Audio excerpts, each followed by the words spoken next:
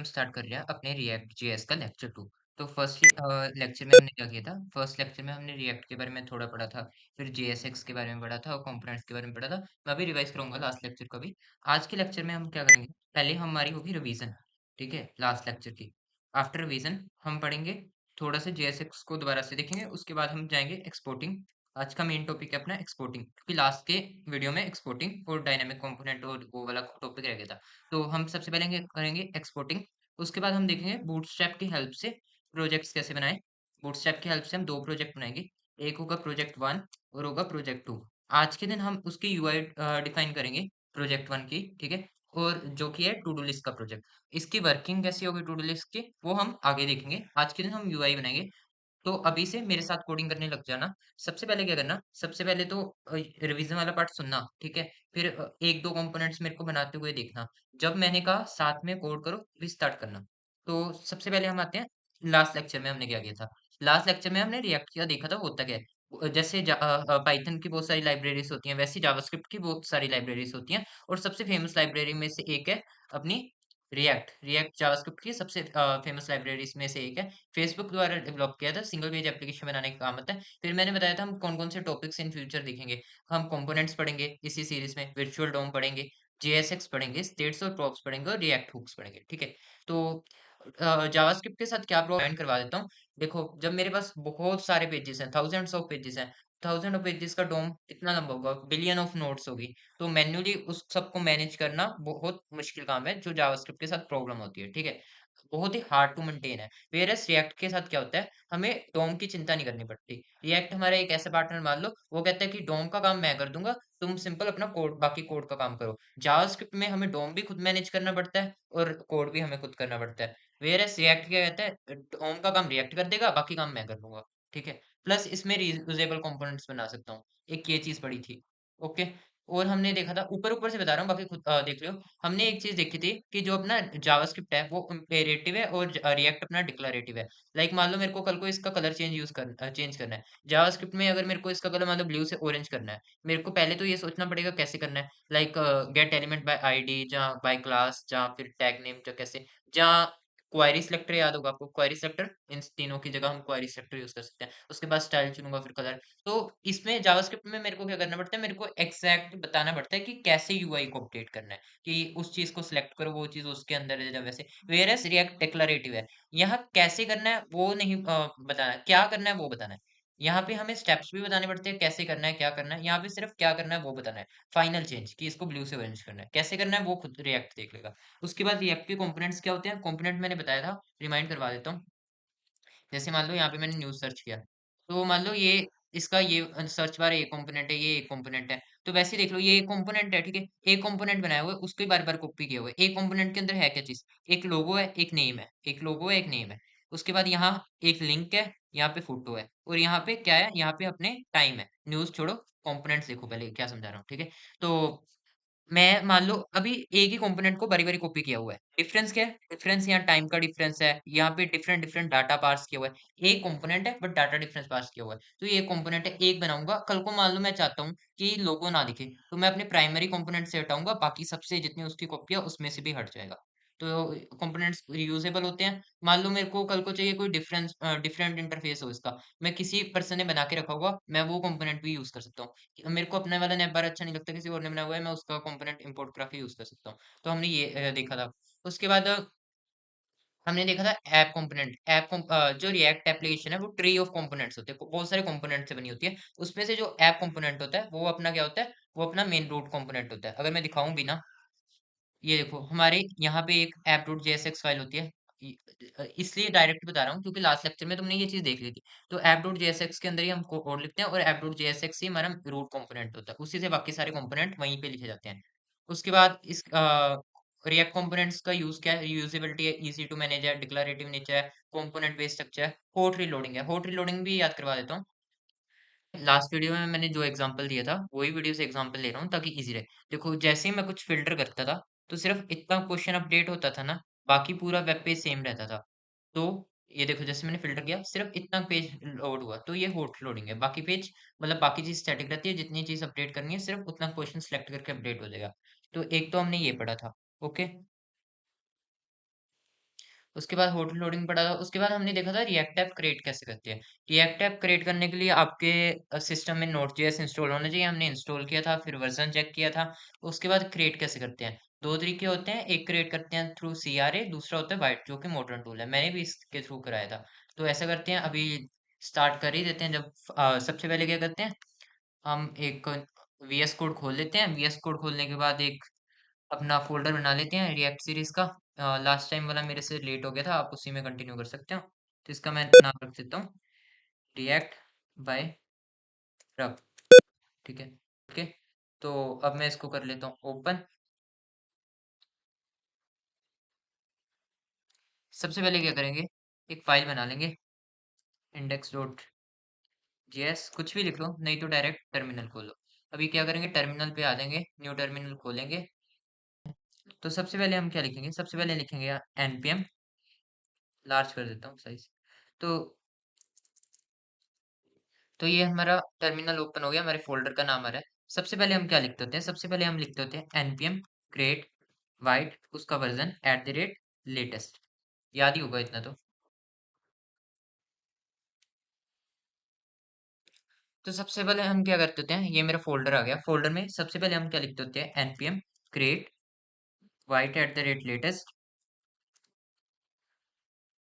जैसे मैं ये लिखूँगा, तो मेरा रिएक्ट प्रोजेक्ट इनिशिएट हो जाएगा। अभी हमें प्रोजेक्ट का नाम देना है, तो हम क्या लिखें, प्रोजेक्ट का नाम कुछ भी दे लो। मैं इसका नाम लर्निंग दे रहा हूँ, ओके।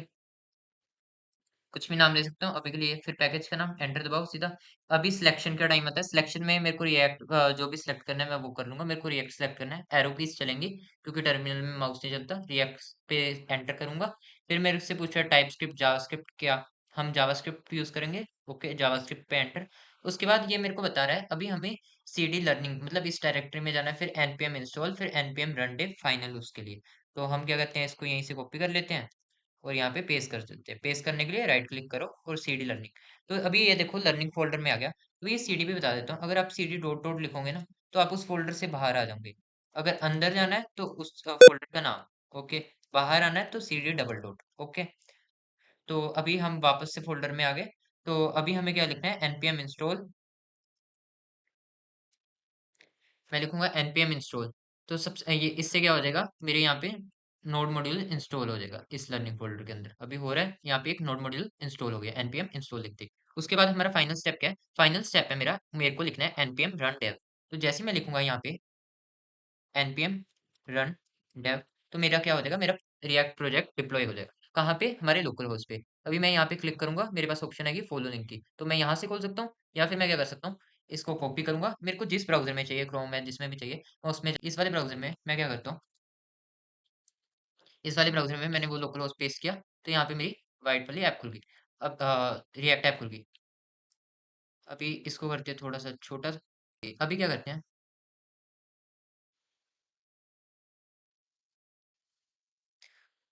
उसके बाद हमने ऐप क्रिएट करना देख लिया। तो हम यही देख रहे थे, एक सीआरए के थ्रू कर सकते हैं जो आजकल प्रेफर नहीं किया जाता। वाइट के साथ कैसे करते हैं मैंने अभी दिखा दिया। अगर इनके सीआरए के साथ करना भी है तो आपको क्या लिखना है, npm start instead of npm run day। उसके बाद हमने पढ़ा था ये बंडल और स्मॉल, मतलब वाइट क्यों प्रेफर किया जाता है, क्योंकि ये क्विक और स्मॉल बंडल साइज प्रोवाइड करता है। ये यहाँ पे पढ़ लिया, लास्ट क्लास की बातें हैं, ज्यादा नहीं जाएंगे। उसके बाद हमने देखा था रिएक्ट प्रोजेक्ट का स्ट्रक्चर क्या होता है। रिएक्ट प्रोजेक्ट के स्ट्रक्चर में हमने सबसे पहले देखा था एक नोड मॉड्यूल होती है। यहाँ पे हम यहीं पे देख लेते हैं। तो हमने क्या देखा था, एक नोड मॉड्यूल होती है जिसमें सारे नोड पैकेजेस होते हैं, ओके। उसके बाद पब्लिक, इसमें स्टैटिक फाइल्स होती है। एसआरसी मोस्ट इंपोर्टेंट, एसआरसी पे बाद में जाते हैं, पहले बाकी भी देख लेते हैं। तो सब एक होता है गिट इग्नोर, इसमें हम बताते हैं कि मेरे को कौन सा फोल्डर इग्नोर करना है पुश के टाइम पे। जैसे नोड मॉड्यूल्स यूजली हम पुश नहीं करते क्योंकि यूजर जैसे ही npm इंस्टॉल लिखता है वो अपने आप आ जाता है। तो जो जो चीज़ इग्नोर करनी होती है वो हम इसके अंदर लिखते हैं। उसके बाद एसलिंट क्या होता है, एसलिंट हमारे काम की चीज़ नहीं, but just for general knowledge मैंने बता दिया था। एसलिंट क्या होता है, एस सीजीएस, सीजीएस मतलब कॉमन जेएस, इसके एक टूल है जो हमें बताता है, पहले एनालाइज़ करता है और हमें एरर बताता है कि कोड में हमारे यहाँ-यहाँ पे एरर है। हाँ, हम उसको फिक्स कर सकते हैं। तो ये एक एनालिटिकल टूल है जो एरर्स को एनालाइज़ करता है और कोड को मेंटेन करने में हेल्प करता है। उसके बाद और कौन-सी चीज़ें थी?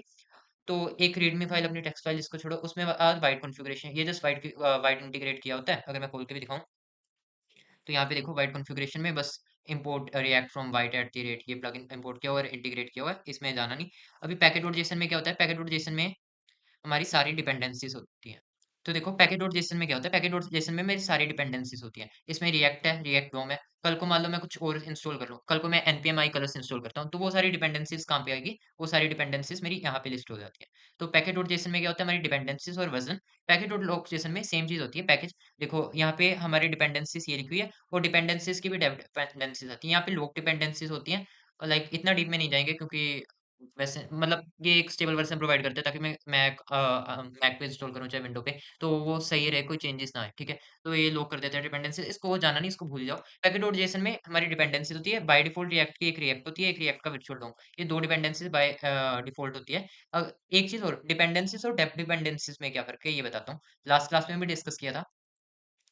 तो देखो डिपेंडेंसीज क्या होती हैं, जो रिक्वायर्ड होती हैं, हमें डिपेंडेंसीज होती है जिनके ऊपर हम एप्लीकेशन बनाते हैं, और जब हम ऐप डिप्लॉय करेंगे तो वो चीजें रहेगी। डेव डिपेंडेंसी होती है जो हमें सिर्फ डिप्लॉयमेंट के काम आती है।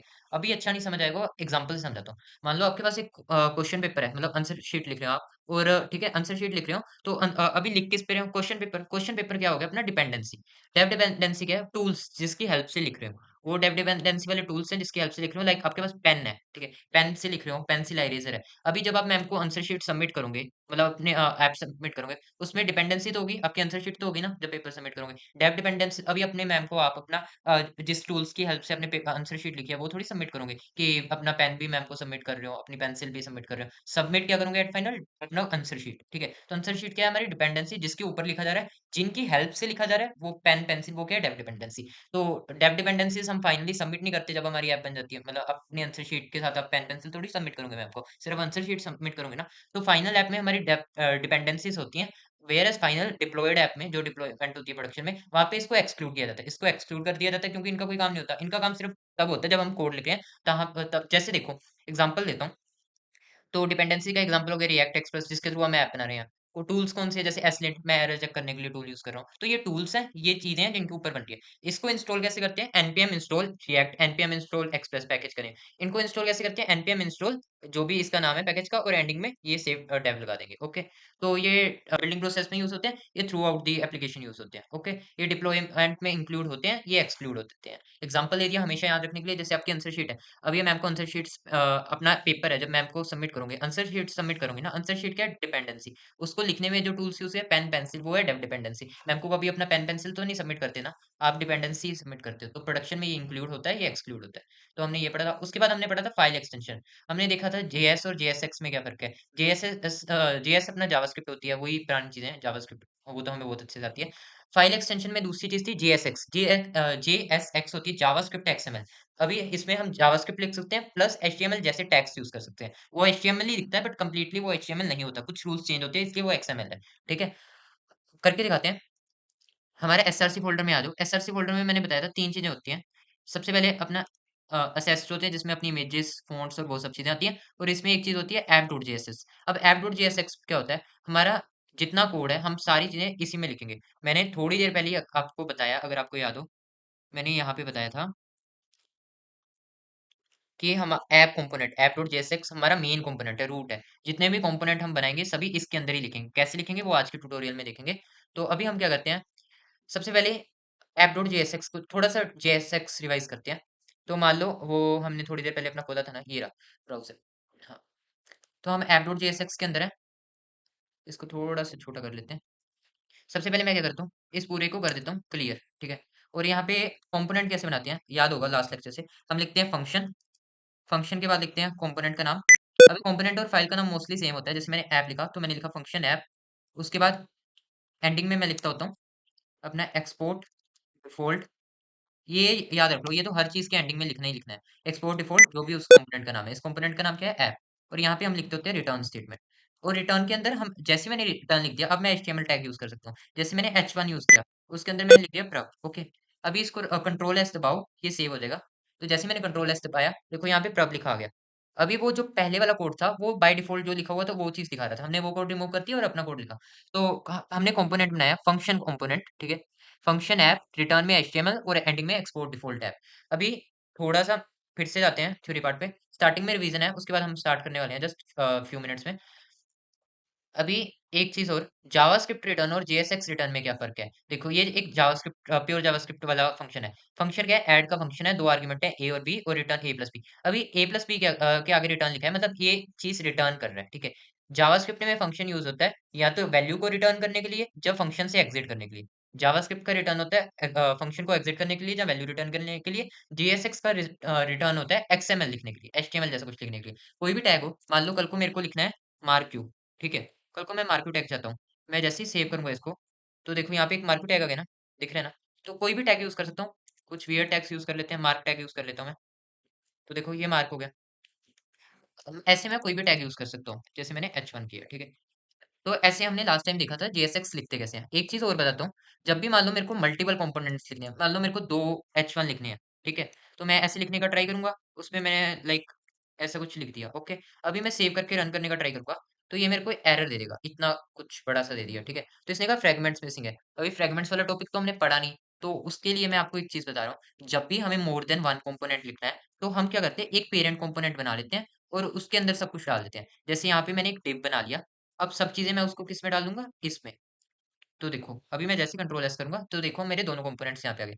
तो जब भी मैं more than 1 HTML tag use कर रहा हूँ, तब मेरे को क्या करना होगा? एक सिंगल कंपोनेंट के अंदर सब कुछ डालना पड़ेगा। मतलब एक सिंगल कंपोनेंट के अंदर सब कुछ डालना पड़ेगा। अब वो कंपोनेंट डिव भी हो सकता है, वो कंपोनेंट मेरा सेंटर भी हो सकता है, कुछ भी हो सकता है। तो ऐसे मेरे को सब चीज़ें एक कंपोनेंट के अंदर डालनी पड़ेगी, ओके? तो अभी के लिए डिव लगा लेते हैं, बाद में फ्रैगमेंट्स में पढ़ाऊँगा। तो जब भी मेरे को मोर देन 1 कंपोनेंट यूज़ करना है, तो मेरे को क्या करना है, एक डिव बनाना पड़ेगा। मतलब एक पेरेंट कंपोनेंट बनाना पड़ेगा, उसके अंदर ही सारे आएँगे। मान लो बटन यूज़ करना है, तो मैं ऐसे बटन लिखूँगा, तो बटन आ गया। तो ये तो होगी अपनी जेएसएक्स की कहानी। अभी हम क्या करेंगे, अभी हम देखेंगे अपना एक्सपोर्टिंग कैसे करते हैं, जो टॉपिक हमारा लास्ट में छूट गया था, लास्ट वाले लेक्चर में। तो लास्ट वाले लेक्चर में हमने ये टॉपिक नहीं पढ़ा था एक्सपोर्टिंग का। एक्सपोर्टिंग डायनामिक कंपोनेंट्स और रियूजेबल, ठीक है? तो अभी स्टार्ट करते हैं। तो अभी देखियो एक्सपोर्टिंग होती कैसे है, ठीक है? मतलब इम्पोर्ट और एक्सपोर्ट कैसे करूँगा? तो देखो मान लो अभी तो मैं हेलो ऐसे बना रहा हूँ, ठीक है? अभी बिल्कुल बेसिक से लेंगे। मान लो मैं चाहता हूँ हेलो ऐसे बना रहा हूँ, कल को मैं चाहता हूँ जब भी मेरे को हेलो लिखना है, मेरे को लाइक जब भी मेरे को कुछ ऐसा लिखना है हेलो, हाय, हेलो, ठीक है?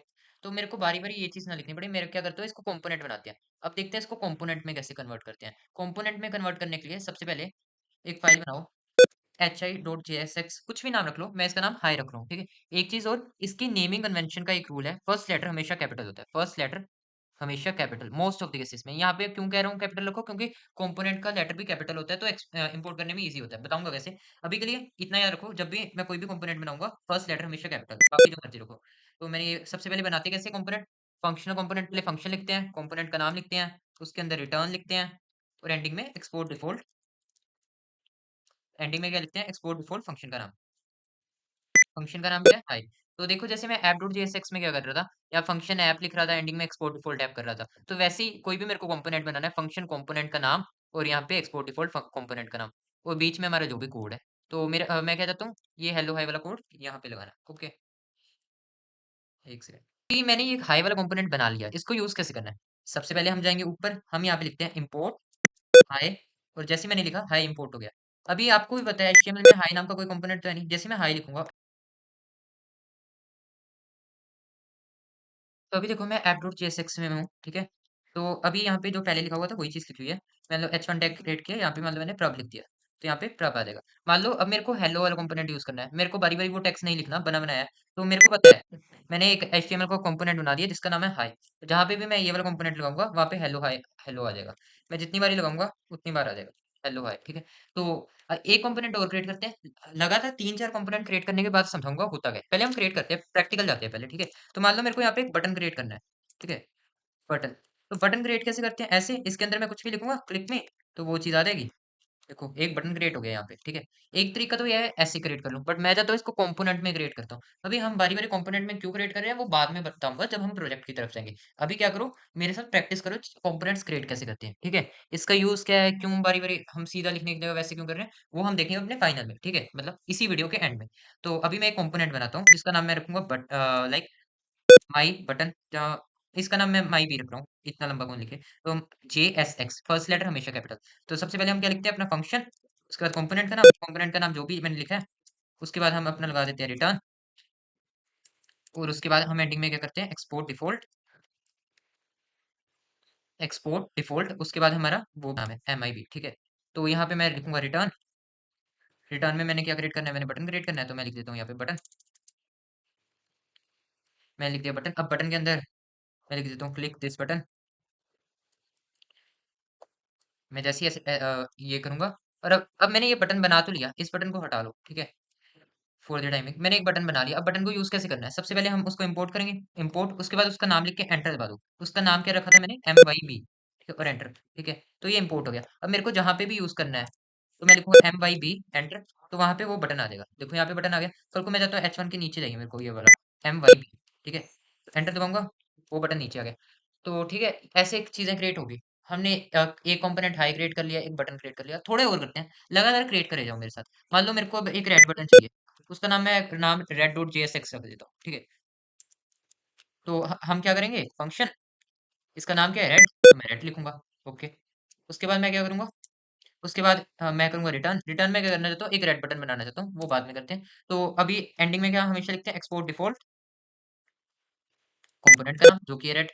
लगातार कम से कम आपको 7-8 कंपोनेंट्स क्रिएट तो कराऊंगा ही प्रैक्टिस के लिए। यूज क्या है वो हम देखते हैं। तो अभी मेरे को रेड बटन बनाना है, तो सबसे पहले तो एक बटन ही बनाएंगे ना। तो मैं इसका लिख देता हूँ दिस इज बटन, ठीक है, दिस इज रेड बटन लिख देता हूँ टेक्स्ट में। तो ये तो मैंने लिख दिया टेक्स्ट। अभी मैंने आपको बताया था CSS कैसे यूज करते हैं। जब भी मेरे को CSS यूज करनी है, तो ध्यान से देखियो मेरी स्क्रीन पे। तो देखो बटन के अंदर जो स्टाइल होता है वो तो इनलाइन HTML ही होता है। CSS तो जब हम ब्रैकेट लगाते हैं तब शुरू होती है ना। तो जब भी मेरे को CSS लिखनी है, मेरे को क्या यूज करना है, डबल ब्रैकेट्स। जब भी CSS लिखनी है तो क्या यूज करना है, डबल ब्रैकेट। मान लो मेरे को इसका बैकग्राउंड कलर करना है, तो मैंने दबाया बैकग्राउंड कलर। बैकग्राउंड कलर कौन सा करना है मेरे को, मैं देता हूँ इसका बैकग्राउंड कलर कर दो रेड, क्योंकि हमारा बटन क्या है, तो ये क्या बन गया, एक रेड बटन बन गया, ठीक है। तो मैंने फंक्शन रेड बनाया, रिटर्न में अपना ये कोड लिख दिया। जब भी CSS यूज करनी है, डबल ब्रैकेट्स। तो अब चलो इसको भी यूज कर देते हैं। जब भी मेरे को कुछ यूज करना है, मैं क्या करता होता उस चीज को import import red to red दबाओ, वो बाकी अपने आप कर लेगा। मान लो मेरे को हाई के बाद रेड बटन यूज करना है, जहाँ पे भी मैं रेड लिखूंगा। सो रेड में भी स्पेसिफिक कीवर्ड हो, हम क्या करते हैं, रेड को नाम चेंज कर देते हैं रेड का। ऐसा करते हैं, यहाँ पे जाओ F2, इसका नाम हम रेड भी कर देते हैं, ठीक है। Ctrl+S, तो हमारे यहाँ पे भी चेंज हो जाएगा, रेड भी, रेड भी। और हम जाएंगे अपने app.jsx में, यहाँ पे भी हम कर देते हैं इंपोर्ट रेड भी, और यहाँ पे भी कर देते हैं रेड भी। Ctrl+S, तो देखो रेड बटन आ गया, ठीक है। BR लगा देते हैं, Ctrl+S। तो मतलब मेरे को जो भी चीज़ चाहिए मैं वो चीज़ बना दे सकता हूँ। चलो मान लो मैंने एक रेड बटन बना लिया, मान लो मेरे को यहाँ पे रेड बटन चाहिए, मैं क्या लिखूंगा, रेड भी एंटर कर दूंगा, यहाँ पे रेड बटन आ गया इसी टेक्स्ट के साथ, ठीक है। BR लगा लेते हैं, बेटर लगेगा दिखने में। तो ऐसा करते हैं, इंटू 4 BR लगा लेते हैं।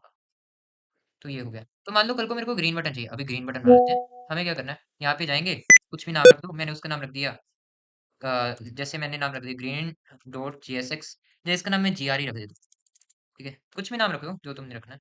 तो मैंने ये रख दिया, बस फर्स्ट लेटर कैपिटल। तो हम क्या करते हैं, फंक्शन GR, उसके बाद रिटर्न। रिटर्न मेरे को क्या करना है, रिटर्न कर दे भाई मेरे को एक बटन। तो इस मैं यहाँ पे लिखूंगा बटन। बटन में क्या जाए, ये मेरे को ग्रीन बटन नाम, ग्रीन नाम है मेरा, कुछ भी लिख दो, ठीक है।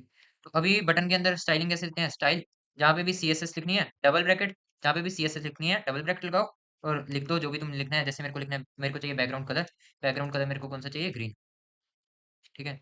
और एंडिंग में जो चीज़ हम हमेशा लिखते होते हैं, एक्सपोर्ट डिफॉल्ट, इसका नाम क्या नाम है, इसका GR, ठीक है। अभी अपने app.jsx में जाएंगे, जहाँ पे भी मेरे को ग्रीन बटन चाहिए, मान लो हाई के बाद चाहिए, तो मैं वहाँ पे क्या लिख दूंगा, GR, एंटर दबा दूंगा।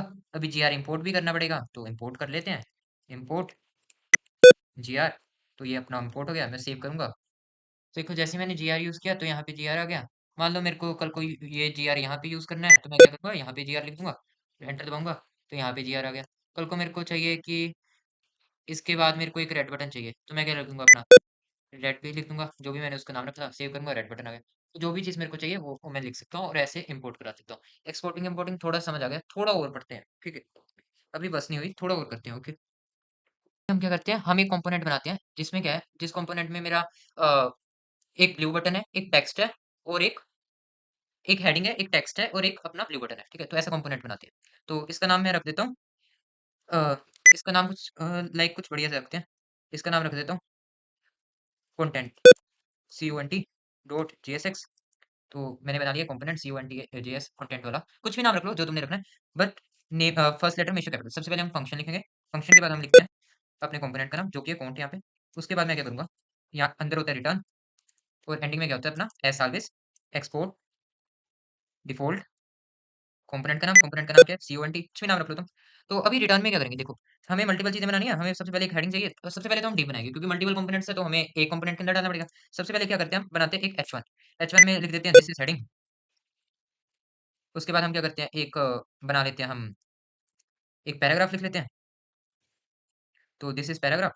और यहाँ पे हम बना लेते हैं एक, हम चाहते हैं यहाँ पे स्पेस भी हो उनके बीच तो बीआर बना लेते हैं। और हम क्या करते हैं एक बना लेते हैं हम बटन बना लेते हैं एक। और बटन में हम क्या लिखते हैं, बटन में हम कुछ भी लिख देते हैं लाइक क्या लिखें बटन में? बटन में हम लिख देते हैं दिस इज़ बटन एंड इसको कलर देते हैं ब्लू, कुछ भी दे दो कलर।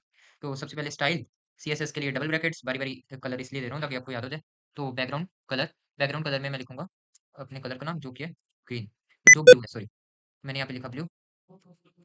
इंस्टेड ऑफ यहाँ पे रन करने की जगह हम क्या करते हैं इस पूरे कोड को उठाते हैं, ठीक है? कंट्रोल एक्स और हम इसको app.jsx में एग्जैक्ट पेस्ट करते हैं, डायरेक्टली पेस्ट कर देते हैं, ठीक है? तो मैंने यहाँ पे डायरेक्ट पेस्ट कर दिया। तो देखो यहाँ पे आ रही है this is heading, this is paragraph और ये। तो अभी मान लो ये पूरा का कंपोनेंट है, क्या कंपोनेंट है? ये शुरू हो रहा है यहाँ से, ओके? तो मैं कल को मान लो मेरे को ये कंपोनेंट उठाकर, ये चीज़ उठाकर यहाँ पे रखनी है, हेलो हाय के बाद, ठीक है? इस वाले कंपोनेंट के बाद रखनी है। तो मेरे को इतना कुछ उठाना पड़ेगा, जस्ट खुद देखो। इससे अच्छा क्या होगा, इस चीज़ को मैं ऐसे कंपोनेंट बना लूँगा, 3 चीज़ों को मैं एक कंपोनेंट बना लेता हूँ। देखो, अब मैं उसी में वापस आते हैं। हमने ये चीज़ यहीं पे रखी, ठीक है? और एंडिंग में भी कुछ लगा देते हैं बीआर वगैरह डेकोरेट करने के लिए। तो अभी app.jsx में आऊँगा, इस कंपोनेंट को इम्पोर्ट करूँगा। इस कंपोनेंट को इम्पोर्ट कैसे करते हैं? सबसे पहले मैं लिखूँगा इम्पोर्ट, इम्पोर्ट के बाद मेरे को कंपोनेंट का नाम, एंटर दबा दो, वो इम्पोर्ट हो जाएगा। तो यहाँ से ना कचरा हटा देते हैं, बहुत कचरा हुआ पड़ा है यहाँ पे। तो ये सारा कुछ हटा दो। तो देखो मैंने कचरा रिमूव कर दिया। अभी मेरे को मान लो फ़ॉन्ट वाला वो यूज़ करना है, तो मैं क्या करूँगा, यहाँ पे लिख दूँगा CONT, ठीक है? मैंने यहाँ पे लिख दिया और इसको इम्पोर्ट भी तो करना पड़ेगा ना, तो मैं क्या करता हूँ यहाँ पे लिख देता हूँ इम्पोर्ट, इसका नाम CONT, तो यहाँ पे ये इम्पोर्ट हो गया, ठीक है? तो जैसे ही मैं इसको सेव करूँगा, 1 सेकंड। हाँ, जैसे मैंने इसको सेव किया तो यहाँ पे 3 चीज़ आ गई, this is heading, this is paragraph और ये बटन, ठीक है? मान लो और मान लो मैं एक चीज़ और यूज़ करता हूँ, मान लो मेरे को कल को हाई भी यूज़ करना है, मैंने थोड़ी देर पहले हाई बनाया था ना, तो हाई को भी इम्पोर्ट कर लेते हैं, इम्पोर्ट हाई। मान लो मेरे को रेड बटन भी यूज़ मान लो मेरे को को मेरे को जीआर यूज़ करना है तो मैं जीआर यूज़ कर लूँगा। एंटर दबाऊँगा, कंट्रोल एस करूँगा तो ग्रीन बटन भी आ गया, ठीक है? स्पेसिंग दे देते हैं थोड़ी-सी बीआर यूज़ करके, तो अभी ठीक है। तो मान लो मैं क्या चाहता हूँ, मेरा ये जो चीज़ है ना hello hi sorry this is heading paragraph और ये तीनों को उठाकर मैं नीचे लाना चाहता हूँ। तो मेरे को क्या करना है, कुछ नहीं करना, मेरे को सिंपल ये सिलेक्ट करना है और जीआर के नीचे लिख देना है। तो 3 कंपोनेंट मैं एक साथ उठाकर नीचे ला के आ सकता हूँ, ठीक है? इसका एक बेटर एग्ज़ाम्पल देता हूँ। एक एग्जांपल देता हूँ नेटफ्लिक्स का। देखो, अभी नेटफ्लिक्स में ये चीज़ है ना? मैं चाहता हूँ ये कंपोनेंट मान लो इसको ट्रेंडिंग ना हो, इस कंपोनेंट को मान लो मोर रिसेंट हो जाए। मैं चाहता हूँ इस ट्रेंडिंग नाउ को उठाकर मैं यहाँ रख दूँ, इसके बीच, ठीक है? तो मेरे को क्या करना है, एक सिंपल टैग ट्रेंडिंग नाउ वाला कॉपी करना है, यहाँ पे रख देना है, ठीक है? जैसे मैंने ये कॉन्टैक्ट जीआर के ऊपर था, मैंने यहाँ से उठाया, यहाँ पे रख दिया। मेरे को बहुत सारा कोड देखकर, समझकर उठाने की जरूरत नहीं। मेरे को जो कंपोनेंट ऊपर-नीचे करना है, मैं ऐसे ही कर दूँगा। कल को मेरे को ये स्टार्ट वाला बटन ट्रेंडिंग नाउ के नीचे करना है, तो स्टार्ट वाला बटन मैं ट्रेंडिंग नाउ के नीचे कर दूँगा। तो क्या करते हैं हम, एक कोड बना के रख लेते हैं, उसको ही बार-बार यूज़ कर लेते हैं। मान लो कल को मैंने नैपबार का कोड लिखा हुआ है, मैंने सिर्फ क्या लिखना है, मेरे को नैपबार लिखना है और वो नैपबार दूसरे में आ जाएगा। मैं एक एचटीएमएल टैग की तरह नैपबार लिखूँगा और मेरे पास नैपबार बन के आ जाएगा। तो मेरे को एक बार चीज़ बनानी है, उसको मैं बारी-बारी यूज़ कर सकता हूँ रीयूजेबल। जैसे एग्ज़ाम्पल लेता हूँ अमेज़न का। मैं अमेज़न पे गया, अमेज़न का ये नैपबार मैंने एक बार ही बना लिया। जब भी मेरे को इसको यूज़ करना है, मैं क्या लिख दूँगा, एक कीवर्ड लिख दूँगा। कीवर्ड क्या है, मेरा नैपबार। तो जैसे ही मैं नैपबार कीवर्ड लिख दूँगा, तो वो चीज़ आ जाएगी। तो इतना सिंपल है, ठीक है? तो अभी उसको वापस ले आते हैं अपने, कहाँ पे थे? ये हो गया एक्सपोर्टिंग। थोड़ा और एक्सपोर्ट इम्पोर्ट करते हैं। करते जाएँगे जब तक आपको पता नहीं। तो अभी करते हैं किसी और नाम से, लाइक, तो देखो अभी हम क्या करते हैं, थोड़ा-सा दोबारा से देखते हैं, एक और कंपोनेंट बनाते हैं। जैसे मैंने सिंपल कर दिया, बाकी सारे कंपोनेंट्स हटा दिए, सिंपल हाई यूज़ किया, जहाँ पे भी मैं हाई लिखूँगा, हेलो हाई आ जाएगा। क्योंकि इसका जो मैंने कंपोनेंट बनाया था, उसके अंदर मैंने यही डिफाइन किया था। ठीक है, अभी एक कंपोनेंट बनाते हैं, कोई कंपोनेंट हम बनाते हैं, हम कंपोनेंट्स बनाते रहते हैं और उसको क्या करते हैं, app.jsx में उस कंपोनेंट का नाम लिख देते हैं। एक चीज़ और, ये जो भी हम कंपोनेंट्स बनाते हैं ना, हम यूज़ुअली उसको एक कंपोनेंट नाम का फ़ोल्डर बनाते हैं। देखो अभी साइन भी आ गया ना, तो उस फ़ोल्डर के अंदर डालता हूँ। अभी भी हम भी यही करते हैं, अपने जितने कंपोनेंट बनाए हैं, सबको उसके अंदर मूव कर देते हैं, ठीक है? अपने हाई को भी कंपोनेंट के अंदर मूव कर दो, अपने जीआर को भी कंपोनेंट के अंदर मूव कर दो, अपने जितने भी कंपोनेंट हमने बनाए हैं, इसको भी इसके अंदर मूव कर दो, कंपोनेंट के अंदर, ठीक है? ये रेड बटन को भी इसके अंदर मूव कर दो। और हमने क्या बनाया था? बस यही बनाए थे।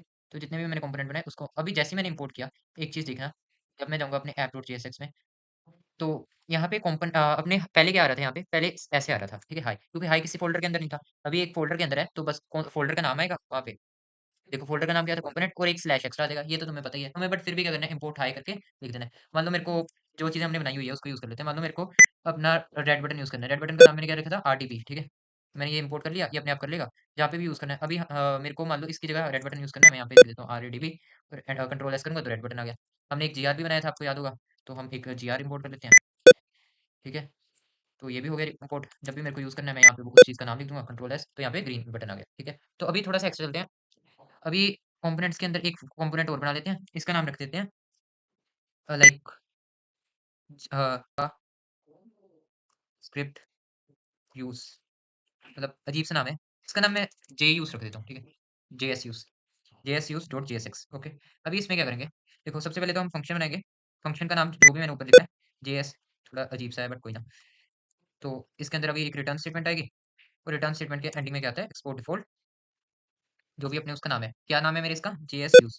कंपोनेंट का नाम ढंग का रखियो। मैं तो अभी पढ़ा रहा हूँ इसलिए कुछ भी रख रहा हूँ, ठीक है? तो अभी हम ये क्या करते हैं जेएसयूज़ अभी रिटर्न में हमारा आता है एक्सएमएल इतना तो आपको पता है, ठीक है?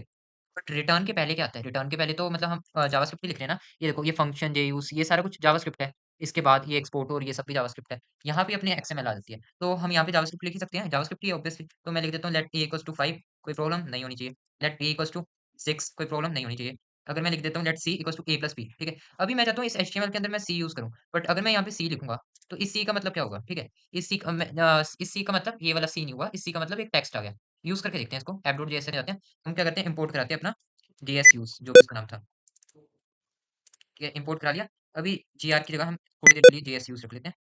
तो यहाँ पे मेरा इसका सम है। तो जब भी एचटीएमएल के अंदर हमें यूज़ करना होता है ये चीज़, अपनी जावास्क्रिप्ट तो मैं लगाता हूँ single bracket for JavaScript yes single bracket for JavaScript and double bracket for CSS. देखो यहाँ से यहाँ तक क्या है रिटर्न तक जावास्क्रिप्ट। ये आ गया अपना एक्सएमएल ठीक है। अभी एक्सएमएल में जहाँ इसको सिंगल ब्रैकेट दिख गई वो आ गई अपनी जावास्क्रिप्ट। जहाँ इसको सिंगल ब्रैकेट दिख गई वो आ गई जावास्क्रिप्ट। मान लो अभी मैं यूज़ करके देखता हूँ इसको कंट्रोल एस मैंने यहाँ पे सी कर दिया। ये रिटर्न का ये थोड़ा सी कर दो।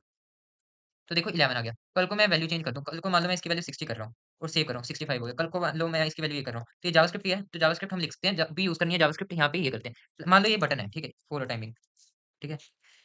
ये एक बटन है, बटन के अंदर मैं स्टाइल देना चाहता हूँ।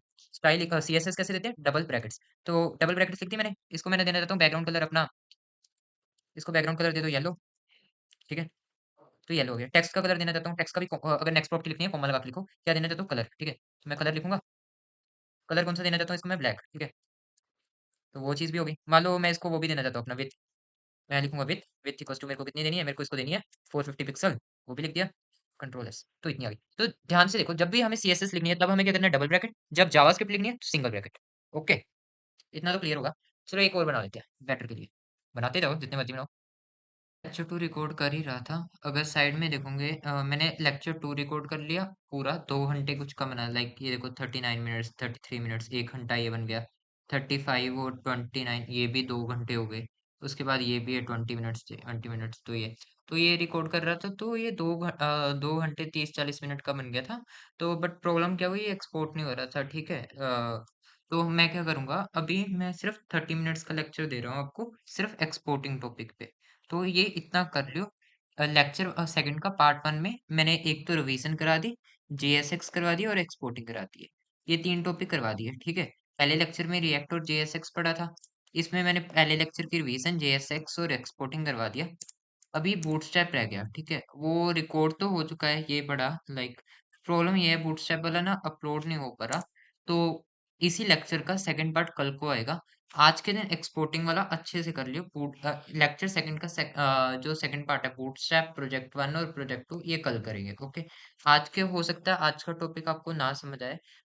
ट्राई करियो अंडरस्टैंड करने को, वीडियो ज़रूर देख लियो। हो सकता है आपकी वाइट स्क्रीन आ जाए, वो चल नहीं रहा या कुछ नहीं हो रहा, बट वीडियो देख लियो ट्राई करके देख लियो, अगर चल गया तो आपका प्रोजेक्ट ठीक है, नहीं कल वाले में पूरी क्लियरिटी आ जाएगी, ओके? तो लेक्चर ज़रूर देख लियो पूरा।